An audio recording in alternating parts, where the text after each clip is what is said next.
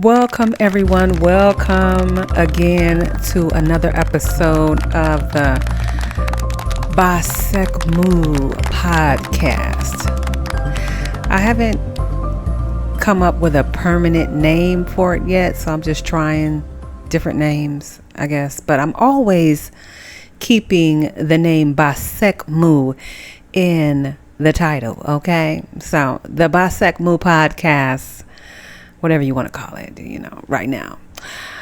But we are here for another nostalgic Gen X review.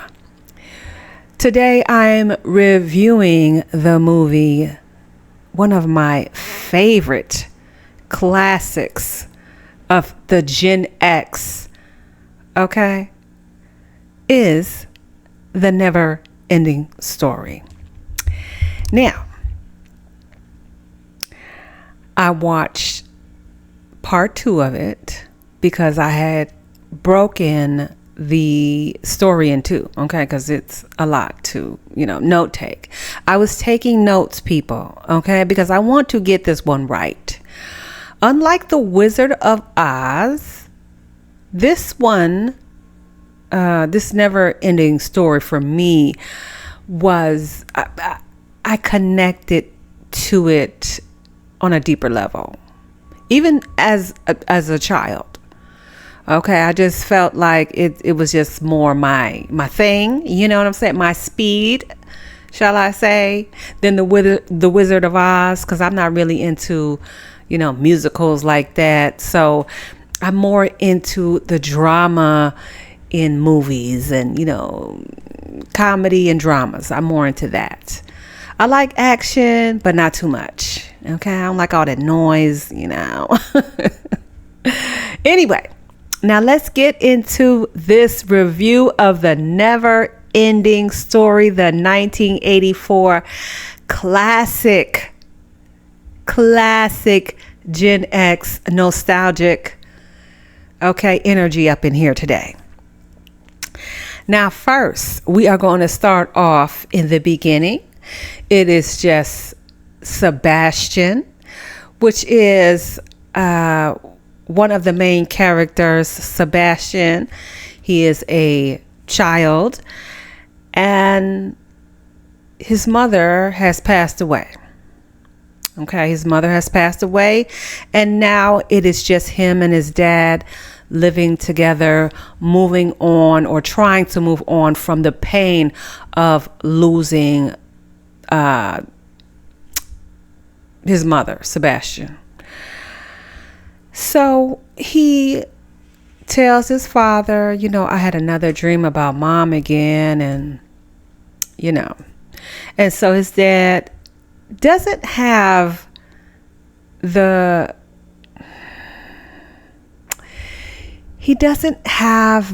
emotional sensitivity to Bastian. And he tells Bastian,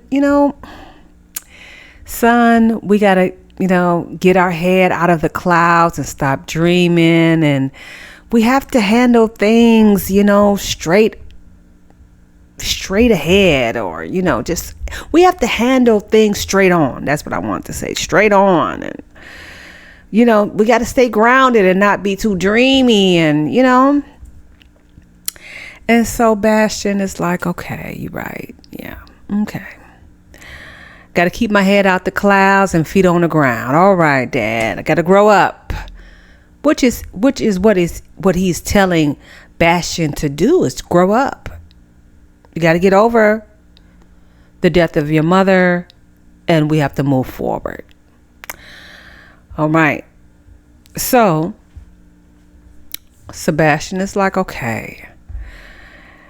And now Sebastian is getting bullied by the boys at school. The boys at school has put him in the trash bin. That they didn't chase Bastian to the trash and made him get in the trash, child. I said, oh my goodness.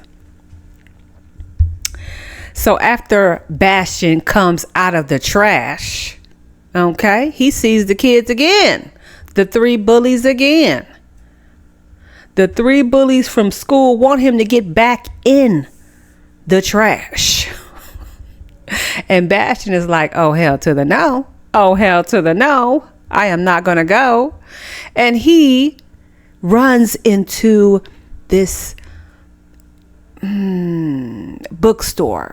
I want to say it's ancient, but it has that older librarian around the corner feel to it. Okay, it looks very old. So he runs into this bookstore to hide, and he starts talking to the bookstore owner. I don't remember him mentioning his name, but he's the owner. And Bastion is wondering, like, okay, what are you reading? And the owner's like, it's none of your business. Okay, it's out of your league. You ain't ready for it. Okay, you're probably reading all them comics, and this ain't the book for you. And Bastion is like, nah, I got 186 books at home. I got the Treasure Island. I got the Last of the Mohegans. I got the Lord of the Rings. Okay, I got 20,000 Legions Under the Sea, honey. I know all about, these kind of books. Okay. And so that kind of intrigues the book owner. He's like, oh, okay, he about that life. Okay. Come closer. He tells him, come closer. Now they got a thing. They got a bond. Okay. So the owner is intrigued. And that's when Sebastian's like, what's this book about? What is it about? And like I said, the owner said, it's not for you. You know what I'm saying? It's not for you. Don't worry about it. It's big stuff over here. Big time, baby. So the book owner ends up getting a call and goes to answer the call. And while he's answering the call, Bastion is curious now about what that book is about, because on the book has a urine, and a urine is like a symbol.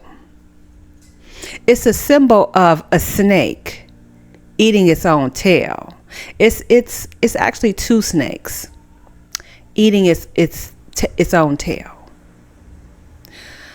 And it reminds me of the Kundalini. The Kundalini, where the snake goes from the spine up to the crown. And it's an experience that some people have. They have a Kundalini experience.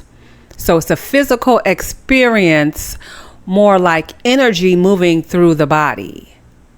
Sometimes it can be all at once, and sometimes it can come in different levels. At least that's how I interpret it, and that has been my experience. Now, my first Kundalini, not to get too much off of the subject, but I'm incorporating my own experiences and my own thoughts into this story. Okay, I'm weaving in my, kind of, not my philosophy in a sense, but kind of my philosophy on with kind of what is what the Kundalini experience is, what the actual experience is, if that makes sense. I hope it makes sense. But this Kundalini experience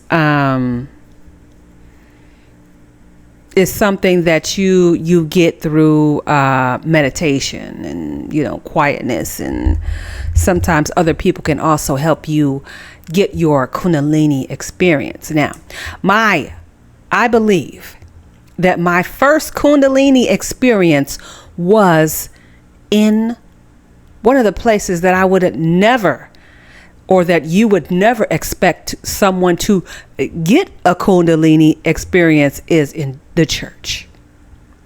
I was an avid church goer. I attended church. I attended Bible study. I wanted to be a good person. And that is why I went to church. Also, my aunt. I used to go to church with my aunt a lot. So, yeah. Now, when I got my Kundalini experience in church, it was so, how can I say it?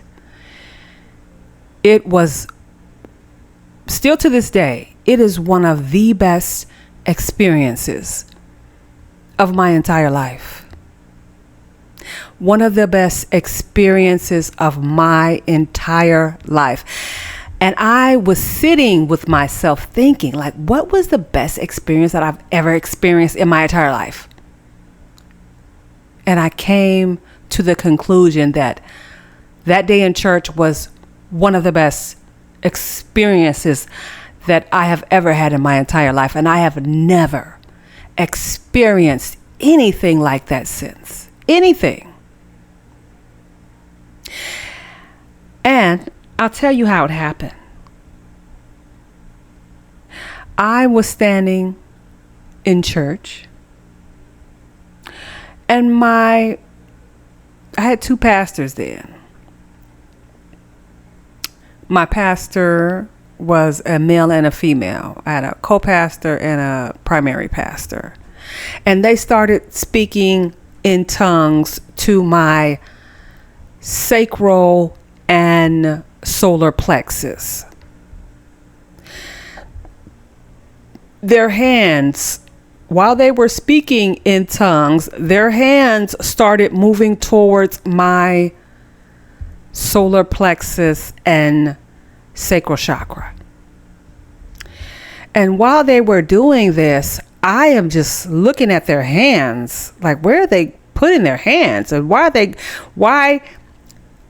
went there, I don't know. They could have went to my head, like they usually do, but for some reason they went to my sacral and solar plexus chakra. And this was not around the age of Aquarius, this new awakening that we experienced in around the pandemic. This was maybe 7 years before that.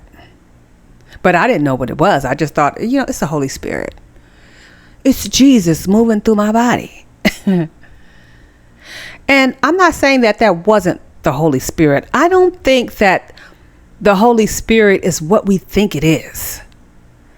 I can definitely tell you whatever they did, it was such a ball of enormous energy. I'm talking about, it was the speed of it, the energy of it was unexplainable. It felt so powerful. Whatever was moving inside of me came up through all of my chakras. And there was a part of me that was trying to suppress it, but it was too powerful. It was too powerful. And so it moved through me anyway, because that's how powerful it was. And it came out of my crown chakra. And then it was over.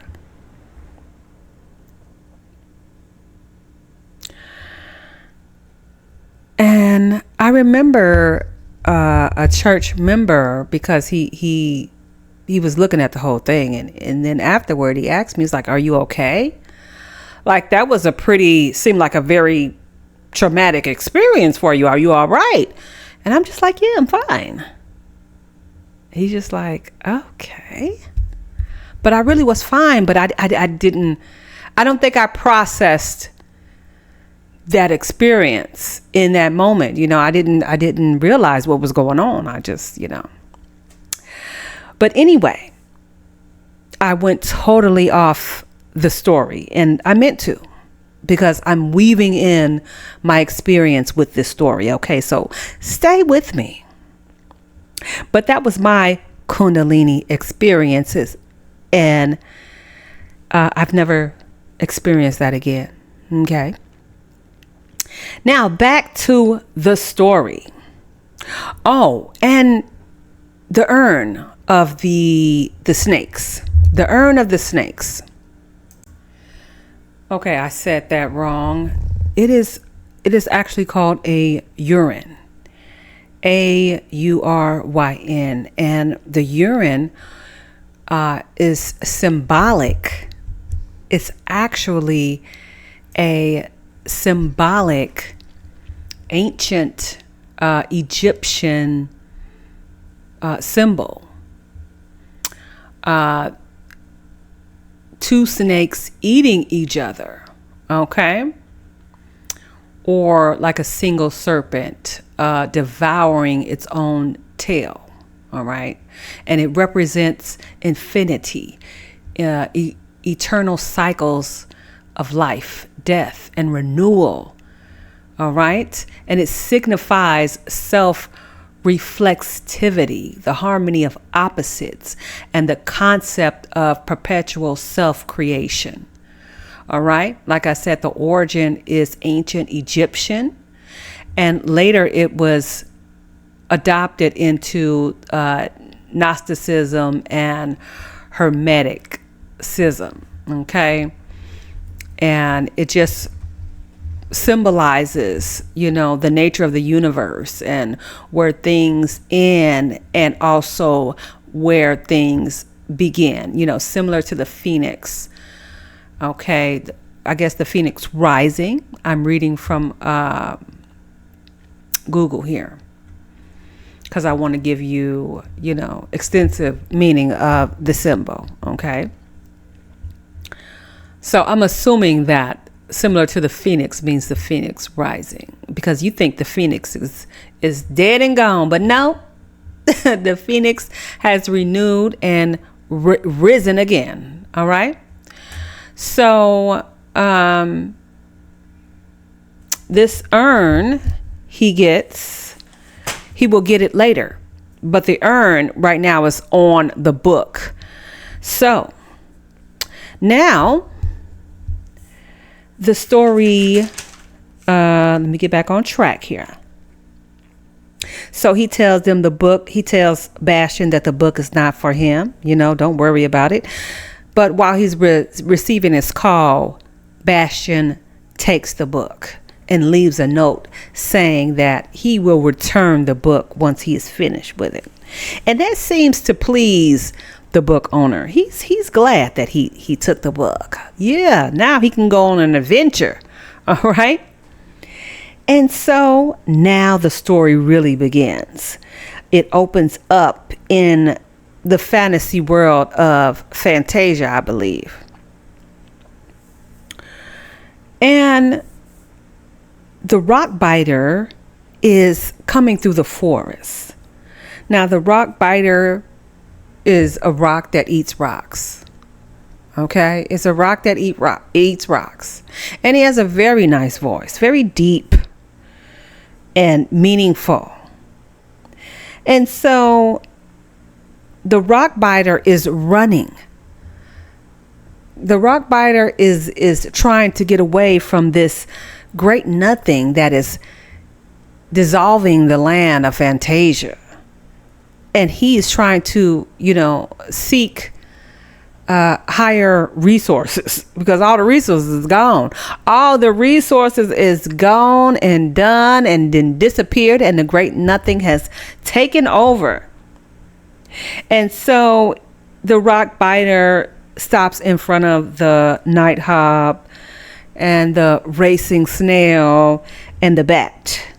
Okay, so the night hobs are two people. One of them looks really weird. It's some weird looking characters in this movie. Okay, It's fishes, it's three-headed people, it's little munchkins from the Wizard of Oz. I mean, it's all kind of things, you know. But anyway, these two characters and the snail and the bat, you know, they are greeted by the rock biter, and the rock biter, he looks very he's very intimidating, but he's very kind and very polite, which is amazing to me. He don't look, I mean, he could be mean if he wanted to, but he ain't about that life, right? He's not about that life.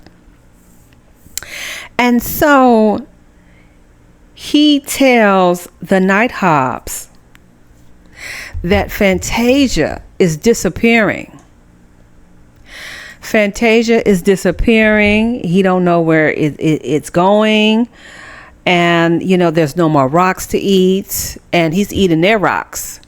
Okay? He's eating their rocks. And the rocks is falling on the Nighthawks and causing a little disturbance there to their peace. But what else can he do? You know, Fantasia is dissolving.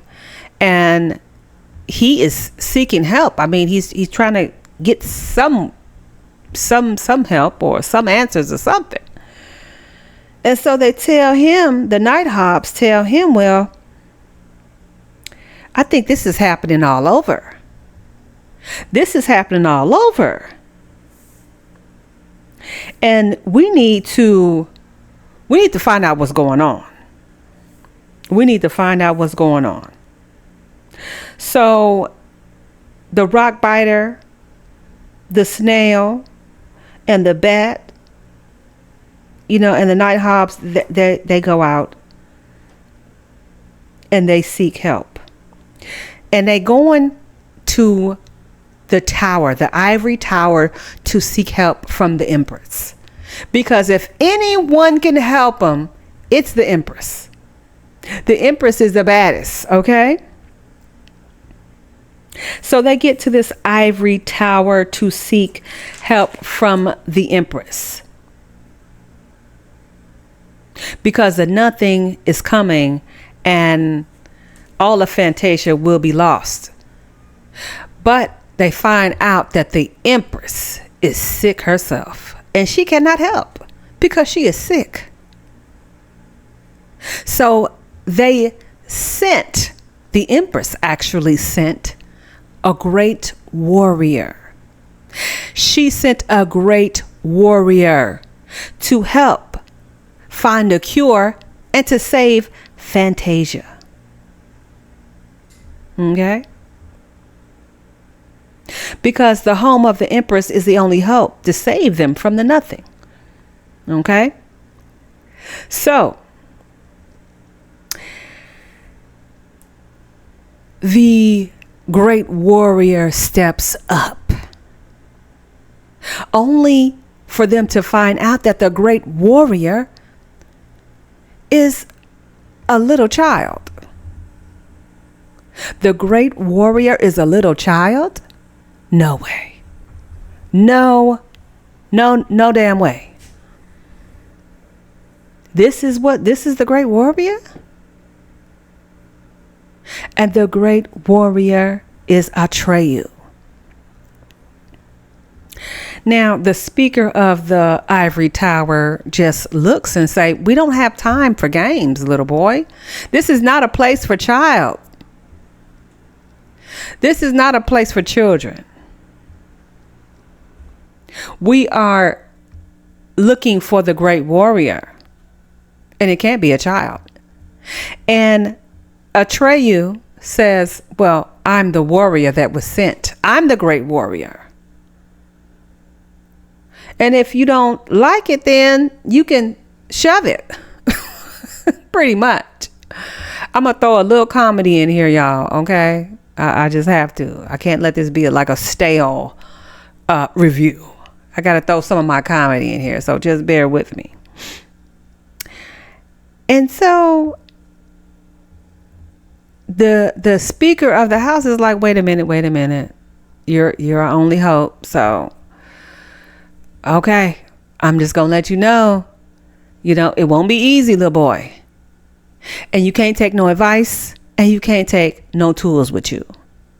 You got to go alone, and it won't be easy. And so Atreyu is like, well, is it possible that I can make it? And the speaker of the Ivy Tower is like, I don't know. I can't tell you what's possible. I don't know. It's going into the unknown, baby. And that reminds me of when I started this healing journey. This healing journey, you literally walk into the unknown. You don't know what you're walking into. Your awakening, you don't know what you're walking into. You don't know the path. You don't know the journey. You don't know. It's the path of the unknown. And that is what a great warrior does. They walk the path of the unknown. There is really no certainty on this path. You're just hoping to pretty much heal yourself and find the answers to yourself and to find out who you are. And that is the same thing that, you know, the great warrior Atreyu was doing. He already knew that he was a warrior. But it was still some things that he was not sure of. The more of the journey that he experienced, he began to question himself. But he never gave up. I can say that. He never gave up. So, the synchronicity in this is that Bastian had a Indian shooting an arrow towards a buffalo on his backpack. Now, when Atreyu was letting the speaker of the Ivory Tower know who he was, when he told him he was a great warrior, he was saying, you can't. The man in the tower was saying, you can't be the great warrior because the great warrior is a part of the Plains people. I guess that's one of the tribes that Atreyu is from. The Plains people that hunt the purple buffalo has a warrior, and it can't be you. But he was like, no, I am the warrior of the Plains people that hunt the purple buffalo. I'm him. Okay. So my man Atreyu definitely knew who he was and what he does, you know, and he must do it very well to be a young boy. And so once Bastian saw his own backpack with the Indian shooting the arrow towards the buffalo, then he made that connection, synchronicity right there. All right. And I'm going to stop here because I know that was a lot.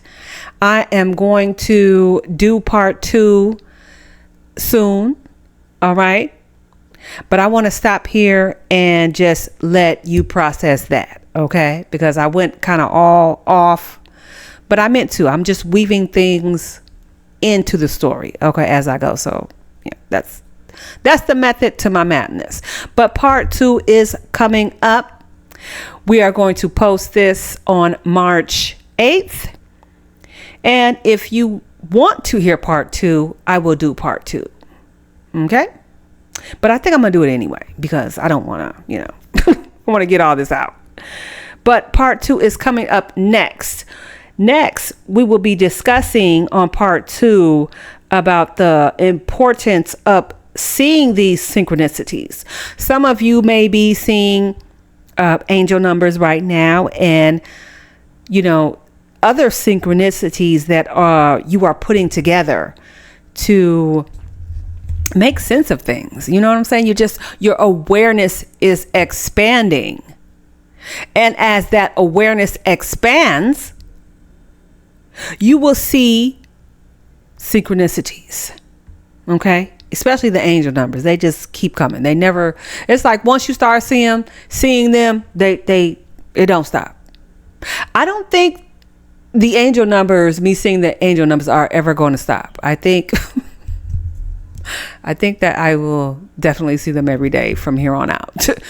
I would be very surprised if they stopped even one day. They have never stopped a day. Ever since my awakening in the summer of 2022, every day, without fail.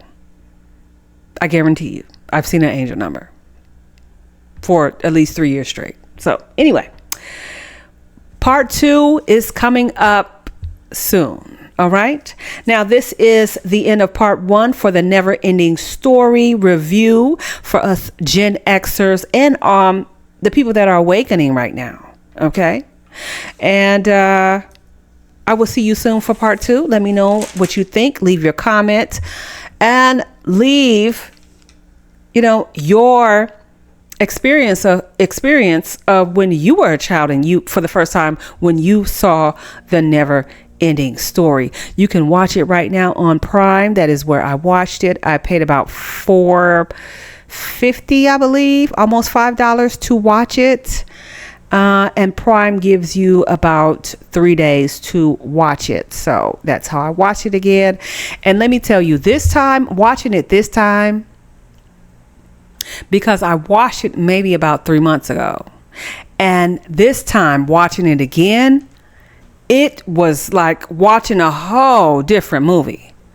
I am telling you, I don't know what the freak is going on, but I'm like, is this the same movie that I watched 3 months ago? It can't be.